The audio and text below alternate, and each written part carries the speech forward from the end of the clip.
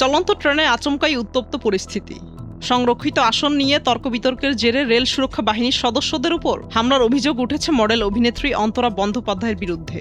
ঘটনাটি ঘটেছে মুম্বাই থেকে সুরতগামী অরাবলী এক্সপ্রেসে। অরাবলী এক্সপ্রেসের একটি সংরক্ষিত শীতাতপ নিয়ন্ত্রিত কামরায় উঠে আরপিএফ এর কর্মীদের সঙ্গে তীব্র তর্কাতর্কিতে জড়িয়ে পড়েছেন অভিনেত্রী। পরে পরিস্থিতি উত্তপ্ত হলে তার বিরুদ্ধে পোশাক খুলে ব্লেড হাতে হামলা চালানোর অভিযোগ উঠেছে। বাঙালি অভিনেত্রী অন্তরা শুটিং এর কাজে সুরত যাচ্ছিলেন। তার কাছে ছিল স্লিপার ক্লাসের টিকিট। সেই টিকিট থাকা সত্ত্বেও তিনি অরাবলী এক্সপ্রেসের সংরক্ষিত এসি কোচে উঠে পড়েন। এক যাত্রী অন্তরাকে সংরক্ষিত আসন ছেড়ে দেওয়ার অনুরোধ করেছেন, কিন্তু তিনি আসন ছাড়তে অস্বীকার করায় ওই যাত্রী বিষয়টি সংশ্লিষ্ট কর্তৃপক্ষ ও আরপিএফকে জানিয়েছেন। অন্তরা আরপিএফ এর অ্যাসিস্ট্যান্ট সাব ইন্সপেক্টর যামিনীকান্ত মিশ্র ও কনস্টেবল রাজেশ কুমার ঘটনাস্থলে গিয়ে পরিস্থিতি সামাল দেওয়ার চেষ্টা করলে তাদের সঙ্গে দুর্ব্যবহার করেন। একটা সময় অভিনেত্রী নিজের পোশাক খুলে ফেলেন এবং হাতে একটি রেজর ব্লেড নিয়ে আরপিএফ এর কর্মীদের ভয় দেখাতে শুরু করেন। সেই ব্লেড দিয়ে এক কর্মীকে আঘাতও করেন তিনি। ঘটনায় নিজেও আহত হয়েছেন অভিনেত্রী।